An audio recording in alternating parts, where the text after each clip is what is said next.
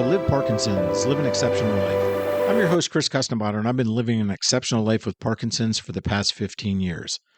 The mission of this podcast is to help as many people as possible living with Parkinson's to lead a great quality of life. Today's topic is the Parkinson's Anxiety Toolkit, mindfulness strategies that work. Are you feeling on edge? Parkinson's is challenging enough without anxiety making it worse. I know this firsthand. I struggle with anxiety and panic attacks, not realizing they may be linked to Parkinson's, but I find my way through to the other side and no longer experience panic attacks or anxiety that made me feel nervous or anxious all the time. Mindfulness techniques and cognitive behavioral therapy help me regain control and finally take back my life. And these techniques can do the same for you. In this episode, we'll uncover simple, powerful mindfulness strategies to reduce tension, quiet racing thoughts, and help you focus on living your best life with Parkinson's. Stay tuned to learn how they can help you too. As I mentioned in the opening, I've struggled with anxiety and panic attacks, so I understand how life-altering it can be. My hope is by sharing common anxiety triggers and discussing the benefits of mindfulness and giving you specific strategies to use that you can put anxiety in the rearview mirror and live the life you want to live. Now, am I telling you you'll never be anxious again? Absolutely not, because we all experience stress and anxiety in our lives. But the key is how do we react to it? So in this episode, we're going to build an anxiety toolkit that can help you manage anxiety. So let's take a look at what we'll be covering today. We'll lead it off with understanding stress and anxiety in Parkinson's. We'll examine the connection between how Parkinson's motor and non-motor symptoms can contribute to stress and anxiety. Then we'll transition to common anxiety triggers and how anxiety can manifest physically, having an impact on our quality of life. Now, as part of our discussion, you hear me reiterating several times that if you're being overwhelmed with anxiety or depression, it's important to see a certified mental specialist who can help you develop a treatment plan specific to your needs. So it's imperative that if your issue doesn't seem to be improving, contact your healthcare professional. Then we're going to transition to mindfulness and what it is. We'll debunk some of the myths and common misconceptions about mindfulness, and then we'll discuss some of the specific benefits of mindfulness and how they translate into helping you live your daily life.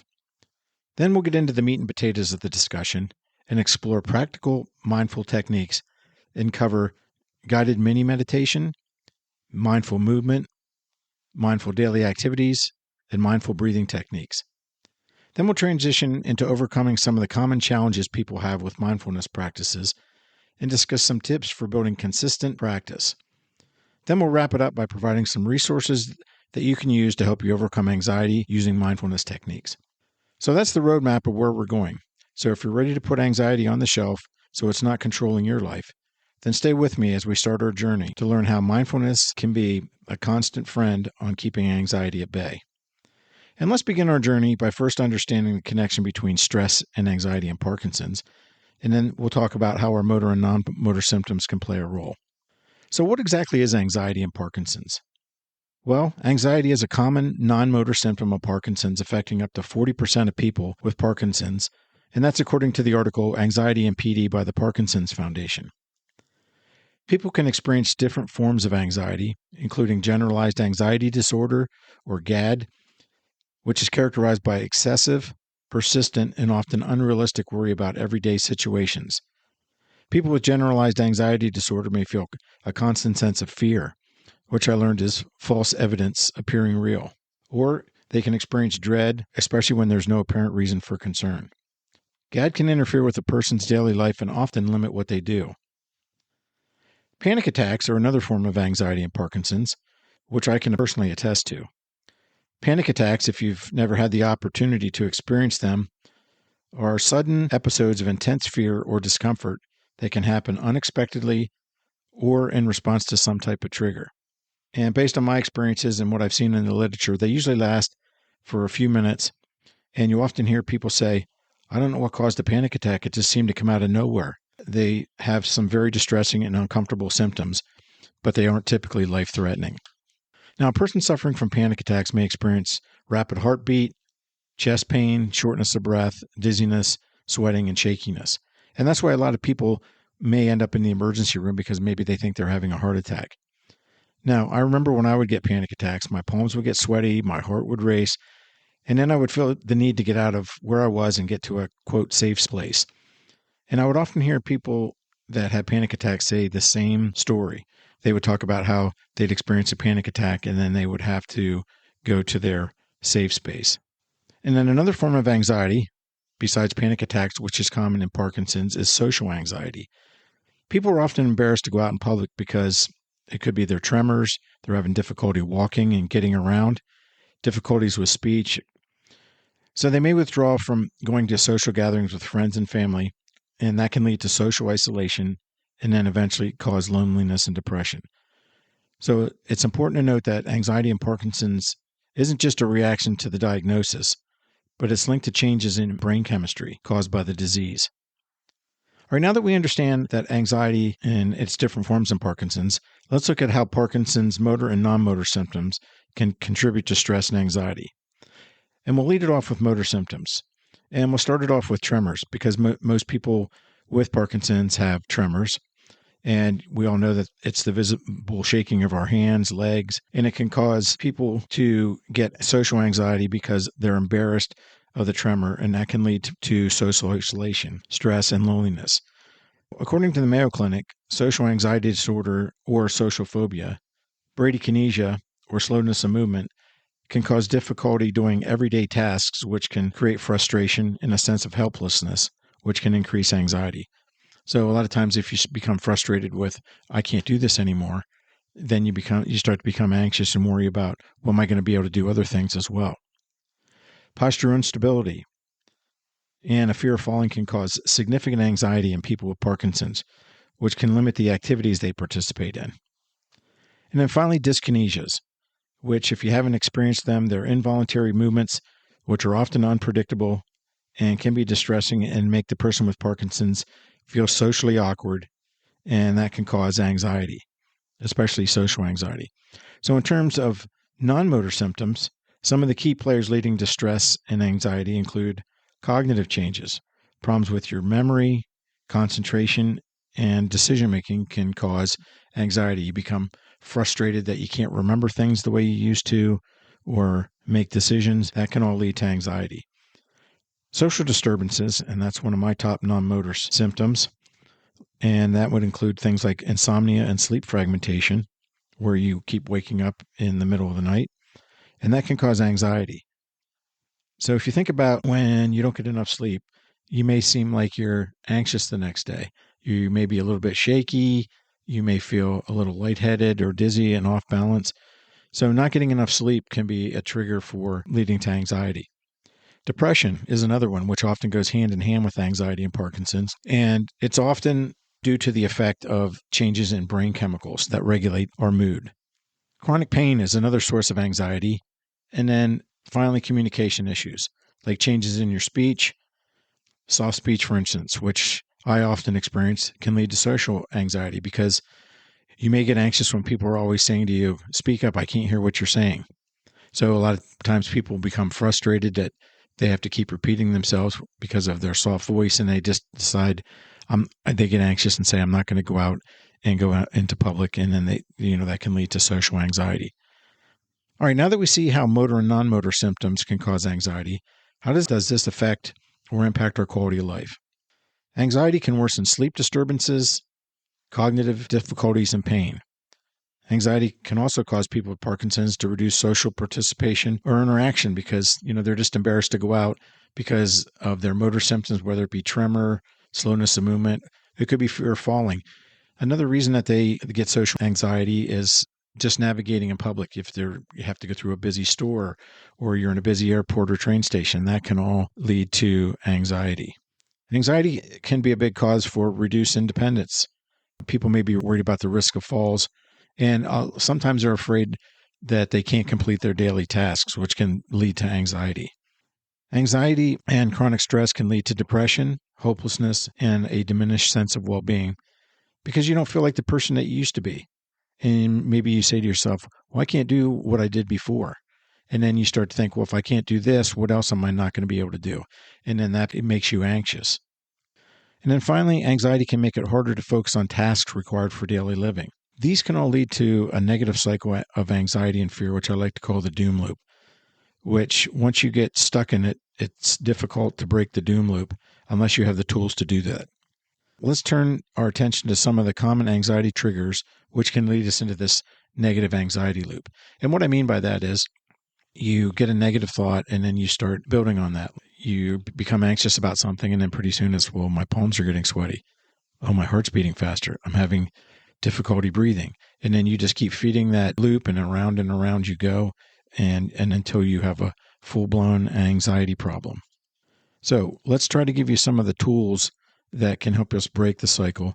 And to do that, let's look at some of the triggers that can set off anxiety. And the first is fluctuation in our symptoms. Often, the unpredictable nature of our Parkinson's medications can cause a sudden shift in our symptoms. Maybe you're feeling pretty good, and then your medication starts to wear off, and then all of a sudden you have off periods or breakthrough tremors, or you're having difficulty with your balance or walking. And so the medication isn't controlling the symptoms as well. And this can cause anxiety because we worry about how long our medication will work, especially if we're going out, or how well is it going to control our motor symptoms. And this uncertainty about our on and off periods can be a constant sense of anxiety for some people. Now, another common trigger that relates to is tremors, gaits, and dyskinesias, which all lead to social anxiety. Being embarrassed by tremors or problems walking can cause anxiety just in getting around in public. Fear of falling and having difficulty, again, in public places that are often crowded. And dyskinesias can make people feel embarrassed and cause them to withdraw from social activity. So all three of those together can be big drivers for social anxiety. Now, another major trigger, and one I assume many of us experience, is concerns about disease progression.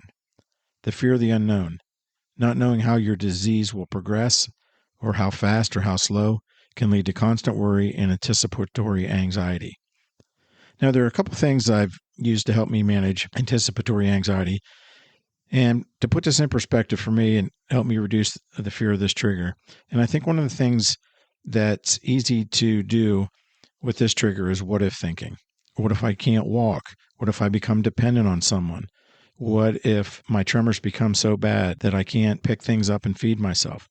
So you can probably think of a million other more what ifs.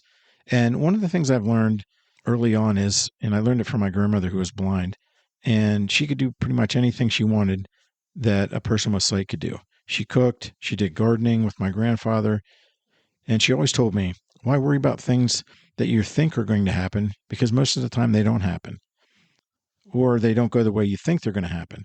So why not enjoy your life and deal with the problem as it happens? So 50 years later, I still use her advice, and I don't worry about how the disease is going to progress. I deal with each step and stage as it comes, and I just live my life on a day-to-day basis. Now, another thing I always think of is a scene from one of my favorite movies, and it was the movie Jack, and it starred Robin Williams. And he plays a boy who has progeria, which is a rare genetic disorder that causes children to age rapidly, starting in their early years. So Jack is giving a speech at his high school graduation where he's the valedictorian, and he appears to be about 80 years old. As part of his graduation speech, he says, "We start to worry about our life and our future. Where am I going to be in 10 years? But I say to you, please don't worry so much. Time is fleeting. If you're ever distressed, cast your eyes to the summer sky, and the stars are strewn across the velvety night. And when a shooting star streaks across the blackness and turns night into day, make a wish. Make your life spectacular. I know I did." And that really hit home to me, and that's how I try to live my life. Not worry and make my life spectacular. And my wish is that you can do the same.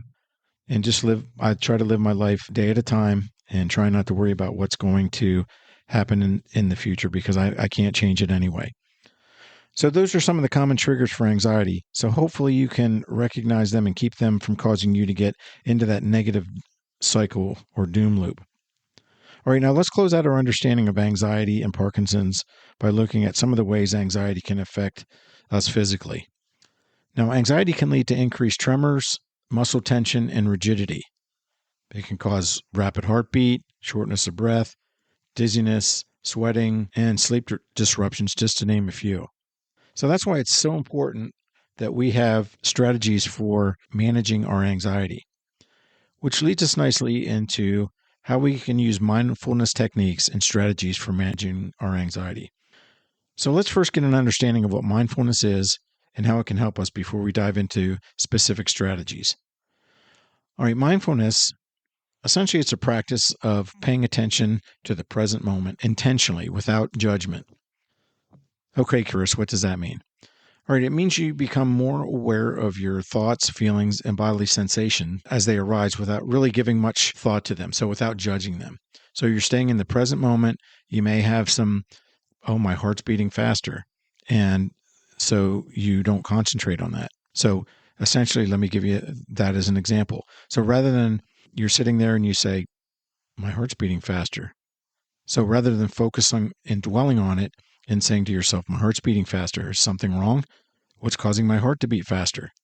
And then we're continually building on this until anxiety sets in. And then next thing you know, we might be having a panic attack.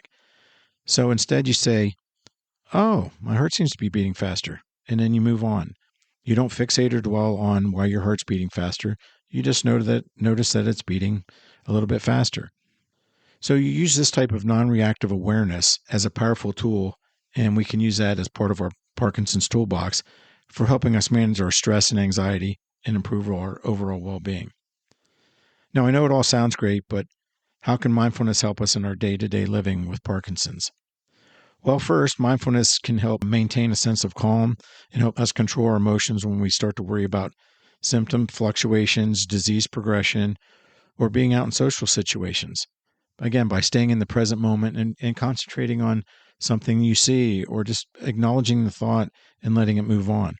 Second, mindfulness can help us regulate our emotions because we become more aware of our response to how we're reacting and how our emotions come into play. And we can use mindfulness to reduce how we react to them. And then third, mindfulness can make us more self-aware of our body sensations, like tremors and rigidity, for instance. Otherwise, it allows us to realize that we can control how we react to these symptoms. So we realize we're having symptoms, we can focus on it and say, oh my gosh, these symptoms, they're embarrassing me. How can I stop this? Where's my medication? And then you start to get anxious, and then that just keeps building on each other. Now, I've often heard it said that the difference between someone who's anxious and experiencing anxiety symptoms, like rapid heartbeat, sweaty palms, and shortness of breath, and a thrill seeker is that the anxious person sees these symptoms as a sign of dread and discomfort, while the thrill seeker sees these same sensations as a sign of excitement and joy. So oftentimes it's how we react to body sensations that determines the outcome we have. And mindfulness can help us with managing our body sensations as well and help us react in a more positive manner. Now, pain management is another way mindfulness can help. Many people with Parkinson's experience pain, and mindfulness can help individuals shift their attention away from pain, helping to reduce the intensity that we might be experiencing in terms of pain. And then mindfulness can help with our sleep by promoting relaxation and help us to reduce our racing thoughts, which can improve our sleep quality. Because one thing I hear a lot of people say is, it takes me forever to fall asleep because my mind's racing. So we can use mindfulness techniques to help us reduce those racing thoughts. And then finally, mindfulness can help us gain increased sense of control and promote overall sense of well-being by helping us feel more grounded and in control of our experiences, allowing us to better accept our experiences. So instead of, why is this happening to me? We're changing our thinking and saying, oh, I'm enjoying this because. All right, now that we have a solid background on what mindfulness is and how it can benefit us on our Parkinson's journey, let's take a look at some specific mindfulness techniques and strategies that we can use to help us manage our anxiety. As we cover these strategies, I think it's important to debunk the myth that mindfulness is only for meditation experts. And this couldn't be further from the truth. Anyone can learn these techniques and strategies and apply them to their daily life. And let's start out with our first mindfulness technique, and that's mini meditation. Say what, Chris? Yes, I said mini meditation, and we'll walk you through an example in a minute. But many people, you think of meditation, you think of a monk in some mountain chalet sitting there meditating all day long.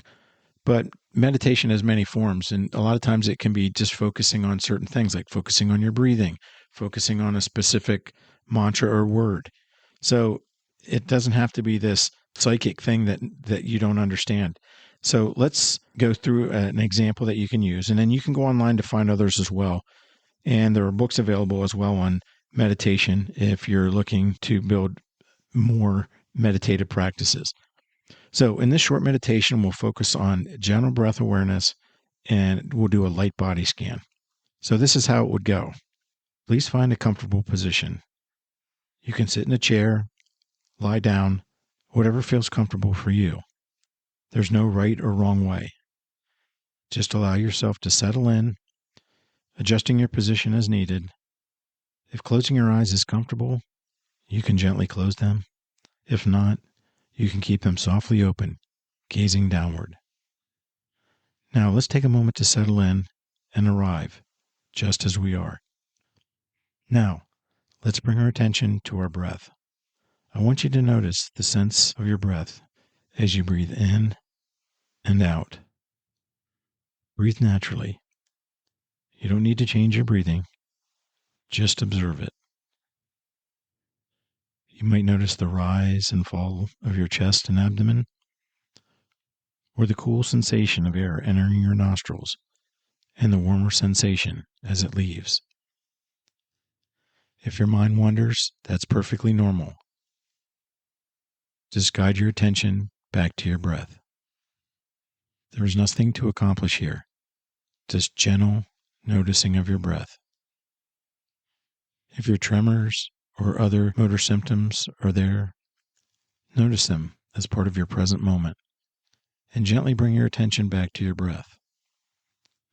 Now, let's gently shift our attention and our awareness to our bodies. Start by noticing the sensation in your feet. Notice the contact of your feet with the floor or a footrest. You don't have to judge or analyze any of the sensations. Just observe them. If it's uncomfortable to focus on a specific body part, move on to the next. Gently move your awareness up to your legs. Notice any sensations of pressure, warmth. If you feel any tension, simply acknowledge it without judgment. Move your awareness now to your hips and torso. Notice any sensations in your back and abdomen. Allow your shoulders to relax, noticing any tension. Move your awareness to your hands and arms. Notice the sensations in your fingers. Finally, bring your awareness to your neck, face, and head. Notice any sensation of tightness and relaxation. Allow your entire body to be present, just as it is. Now, take a few deeper breaths, allowing yourself to gently return to the present moment. Begin to wiggle your fingers and toes. And then when you feel ready, gently open your eyes if they are closed. Take a moment to notice how you feel. Remember, this is a practice. There's no right or wrong way to do it. You can make this meditation shorter or longer to fit your own needs, focusing on different body parts or simply focusing on your breath. The most important thing is to be gentle and kind to yourself. Thank you for partnering with me. Now, how did that make you feel? I hope you noticed that by staying in the present, focusing on your breath or body part without judging can be a calming and relaxing experience. So staying in the now can be very calming and help keep anxiety at bay. All right, our next strategy in our mindfulness toolbox is mindful movement. And that can be a powerful tool in your mindfulness toolbox because it combines the physical benefits of exercise with the mental clarity of mindfulness. By focusing on sensations and movement, you can enhance your body's awareness, reduce stress, and improve your mental well-being. Now let's look at how we can use gentle practices like ones used in Tai Chi and walking and how they can be used to practice mindful movement. Starting with the present moment awareness. As we discussed, the core of mindfulness is bringing our attention to the present moment. As you're moving your focus in the sensations in your body rather than letting your mind wander. Next is non-judgmental observation. So avoid judging your movements or comparing yourself to others. Simply observe your body's sensations without criticism. And then paying attention to sensations. Notice the feelings of your feet on the ground, the stretch in your muscles, the rhythm of your breath, and pay close attention to any pain, tightness, or other sensations, acknowledging them without fighting them. And then gentle and intentional movements. Form movements slowly and deliberately, focusing on the quality of each movement. Be mindful of your posture and balance, making adjustments as needed. So those are some of the components of mindful movement. Now, some mindful movement practices for Parkinson's would include Tai Chi. Tai Chi's flowing movements promote balance, coordination, and flexibility. Mindfully perform each movement, paying attention to the shifting weight and your connection to the ground. Focus on the breath as you do each movement. Walking. Even a simple walk can be a mindfulness practice. Focus on the sensation of your feet touching the ground, the rhythm of your steps, and the movement of your arms. Notice the sights and sounds, the smells around you, bringing your attention to the present moment. Pay attention to how your body is moving and how your balance is feeling. Now, a couple of considerations to mention with mindful movement that I wanted to mention are safety first. Choose movements that are appropriate for your current physical abilities, and then listen to your body. Pay attention to any discomfort and any pain, and if you have those, stop immediately. Modify your movements. Adapt your movements to accommodate any limitations you have, and if you need support, things like a cane, walker, wall, use those as well. And then focus on small movements. Even small, gentle movements can be practiced mindfully. And then consistency is key. Do short, regular sessions, and they're actually more beneficial than doing infrequent, long sessions. Alrighty, next up in our mindfulness toolbox is mindful daily activities. Yes, you can incorporate mindfulness into our daily activities, focusing on sensory awareness. Now let's look at a few examples, and we'll start with mindful eating.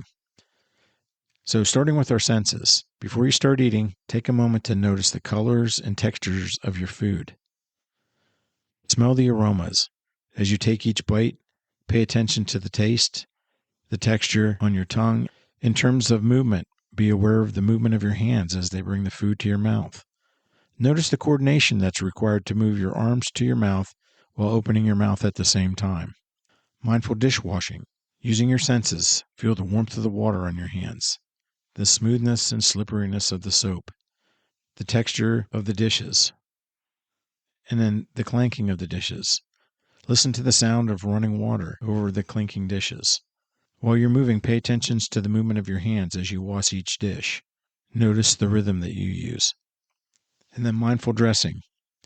Feel the texture of the fabric against your skin. Notice the weight of the clothing. Pay attention to the fine motor movements required to button the shirt or zip a zipper. Notice the movements of your hands and arms.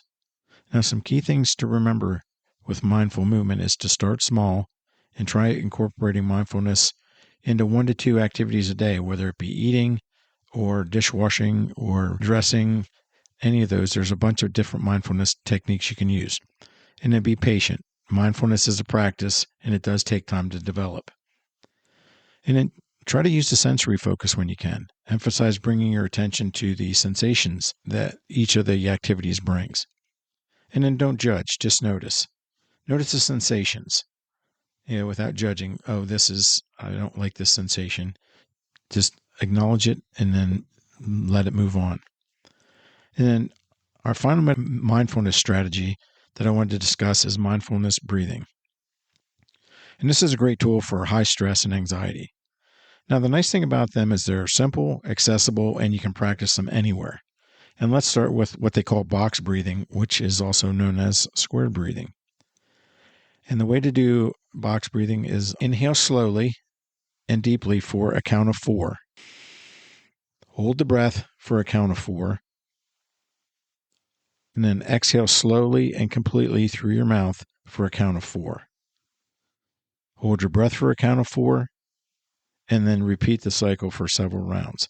So that's in for a count of 4, hold for a count of 4, exhale for a count of 4, and then hold your breath for a count of 4. Now, the benefits of box breathing is that it helps reduce stress and anxiety by regulating your autonomic nervous system. So by you controlling your breathing, it promotes calmness and relaxation and helps improve your focus and concentration by focusing on your breath. Next up is diaphragmatic breathing or belly breathing. And what you want to do is start by placing one hand on your chest and the other on your abdomen or belly. Inhale slowly and deeply through your nose, allowing your abdomen to rise while keeping your chest still. Exhale slowly through your mouth, allowing your abdomen to fall, and then you want to repeat that several times. Now, the benefits of belly breathing is that it promotes relaxation and reduces stress. It improves oxygen intake and lung capacity, and it can also help to alleviate some muscle tension. And then finally is 4-7-8 breathing. So start off by exhaling completely through your mouth, making a whooshing sound. And then you want to close your mouth and inhale quietly through your nose for a count of 4. Hold your breath for a count of 7, and then exhale completely through the mouth, making a whooshing sound, a count of 8. And then you want to repeat that cycle 4 times. Now, this breathing technique promotes deep relaxation and sleep, reduces stress and anxiety, and helps calm the nerves. So use these breathing techniques whenever you become anxious or stressed. Box breathing or square breathing was in for 4, hold for 4, breathe out for 4, and then hold for 4. And then the 4-7-8 breathing is another one I've used and participated with. And that's, again, you exhale completely, and then you breathe in through your nose for a count of 4, hold it for a count of 7, and then exhale completely through your mouth for a count of 8.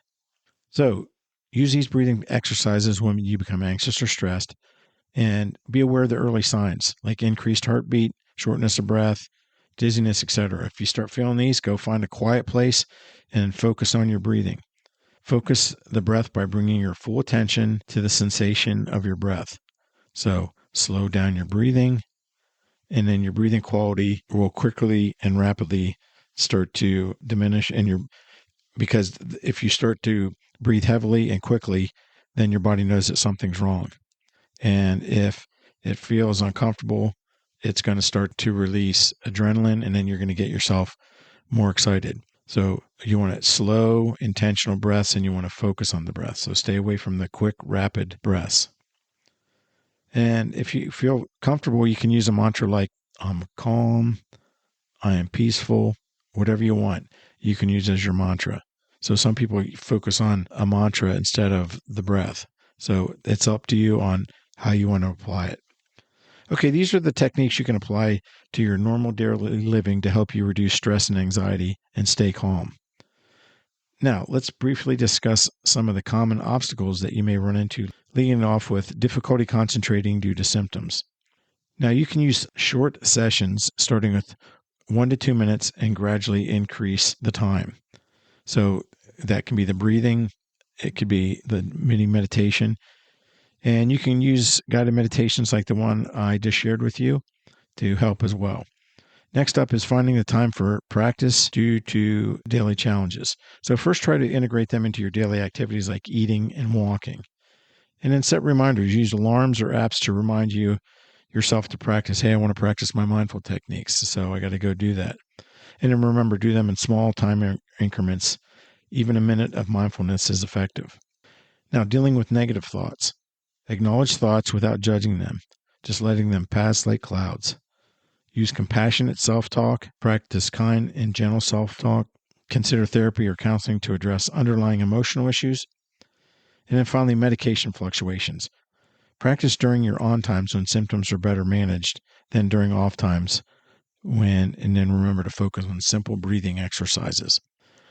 All right, here's some tips for building consistent and mindful practice. Start with short sessions, again, no more than 5 minutes, and then gradually increase the duration. And then find a quiet, comfortable space. That's going to help you focus, especially on your breath or a mantra, and then use reminder or apps. And then finally is be patient. Remember, it is a practice, and be compassionate with yourself. So realize it does take time. All right, before we wrap up, let's provide some resources that you can reference to learn more about how mindfulness can help you manage anxiety on your Parkinson's journey. And let's start with foundations and we'll lead it off with the Parkinson's Foundation. And that's at parkinsons.org. And they have resources and programs related to mental wellness, including mindfulness. So check their website for local chapters, online resources, and educational materials. And then you have the Michael J. Fox Foundation, or michaeljfox.org. And while they're primarily focused on research, they do have information on mental health strategies, and their webinars and online forums can be very beneficial as well. And then you have the Center for Mindfulness at the University of Massachusetts Medical School. It was founded by John Kabat-Zinn, and this center is a leading resource for mindfulness-based stress reduction. And you can find them at umass.edu/CFM. Mindfulness apps for various needs, including stress and anxiety. Headspace offers guided meditations and mindfulness exercises. Calm provides guided meditations, sleep stories, and relaxing music. Insight Timer features a vast library of free guided meditations from various teachers. And then 10% Happier. This provides guided meditations and mindfulness courses with a focus on practical application. Now, websites like Coursera and Udemy offer online mindfulness courses that can be taken at your own pace. And then finally, books. Full Catastrophe Living by John Kabat-Zinn is a classic book on mindfulness-based stress reduction. And then the book Wherever You Go, There You Are by John Kabat-Zinn. And this is a beginner-friendly introduction to mindfulness. And I'll put links for these books in the podcast description. Now, I want to share with you that you should consult your healthcare provider before starting any new mindfulness or exercise program to ensure they meet your specific needs and limitations. And that brings us to the end of today's episode. I hope you found these mindfulness techniques and insights helpful in your journey to managing stress and anxiety with Parkinson's. Now remember, mindfulness is a practice and it takes time and patience, so be kind to yourself and celebrate every mindful awareness you can. Now, before we go, I wanted to emphasize that I'm not a healthcare professional or a mental health specialist. The information shared in this podcast is for educational and informational purposes only and should not be considered medical advice. If you're feeling overwhelmed with anxiety, depression, fear, or hopelessness, please reach out to a certified mental health specialist, and they can provide you with personalized support and guidance to address your specific needs. Now, if you want to learn more about living your best life with Parkinson's, please visit liveparkinsons.com. There you can subscribe to the free monthly newsletter filled with valuable tips, resources, and community stories. And if you're unsure about how to build your best Parkinson's care team for your Parkinson's journey, be sure to get a copy of our Building Your Parkinson's Care Team resource guide and supplemental workbook. It's available for a nominal fee and is designed to help you navigate the collective natures of Parkinson's care so you can live your best life with Parkinson's. Lastly, if you would like to support the podcast and the mission to help people with Parkinson's lead a great quality of life, I would greatly appreciate your support, which helps me develop more resources and supports the podcast. You can visit my Ko-fi page at kofi.com/liveparkinsons to make a donation. Every little bit helps to develop valuable content. Thank you for listening, and remember, even with Parkinson's, you can find moments of calm and peace. Until next time, take care and be mindful. Stay healthy, stay strong, and live your best life with Parkinson's.